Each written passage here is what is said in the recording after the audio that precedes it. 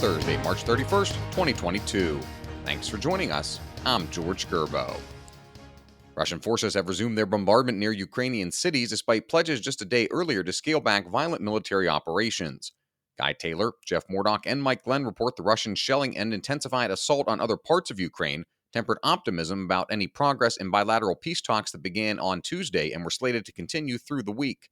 Pentagon spokesperson John Kirby said the U.S. observed some Russian troops moving north away from Kyiv into Belarus during the 24 hours after Russia vowed to scale back operations. He said U.S. officials saw the movement as not a withdrawal, but an effort to resupply and reposition the troops.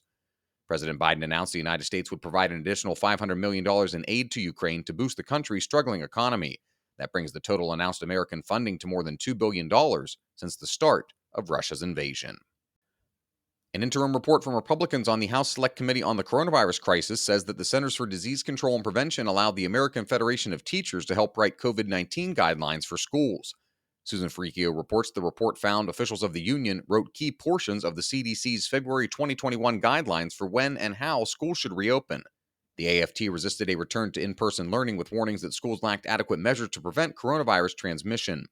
CDC spokesperson Kristen Nordland told Susan there was nothing unusual about the agency's interactions with the AFT and that the collaborative conversations helped prepare the way for two-thirds of the nation's schools to reopen for full-time in-person learning by May of last year. The back and forth between Disney and Florida Governor Ron DeSantis continues after the passage of HB 1557, the so-called Don't Say Gay bill.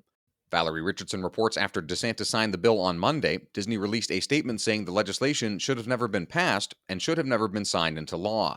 The bill bans classroom instruction on sexual orientation or gender identity in grades K through 3, an instruction that is not age-appropriate for students. Disney CEO Bob Chapek sent a memo this month to employees apologizing for not speaking out against the bill and promising to donate to LGBTQ groups. He also said he'd pause political donations in Florida. DeSantis accused Disney of showing no interest in the bill while it moved through the Florida legislature, but reacting only under pressure after the fact. A reminder that you can find all these stories at WashingtonTimes.com/front page. If you don't have access to the Times yet, you can visit WashingtonTimes.com/George for a special subscription offer. Interior Secretary Deb Haaland wants to establish a 20-year ban on new oil and gas leasing on federal lands within a 10-mile buffer zone of Chaco Culture National Historical Park in New Mexico.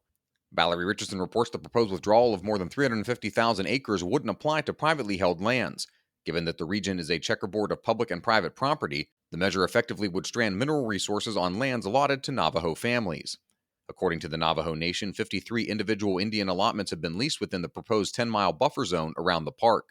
They generate an average of $6.2 million per year in royalties. The Bureau of Land Management has extended the deadline for public comment on the plan to May 6th. And finally, the Federal Election Commission has fined Hillary Clinton's 2016 presidential campaign and the Democratic National Committee for not properly disclosing spending on the infamous Trump-Russia dossier. Susan Ferricchio reports the FEC fined the DNC $105,000 and Clinton's campaign $8,000. The agency said the two entities misreported the purpose of certain disbursements.